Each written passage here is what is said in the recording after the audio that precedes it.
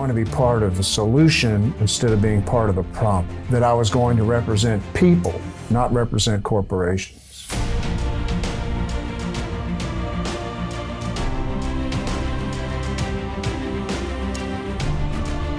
They're respected not only for their leadership skills, but also for their professional skills, their professional resume and results. And then you also want to look at how their peers, how other lawyers view the lawyers you're thinking about hiring, and determine whether your lawyers are client-focused, whether they're the kinds of lawyers who are going to listen to your needs and your wants.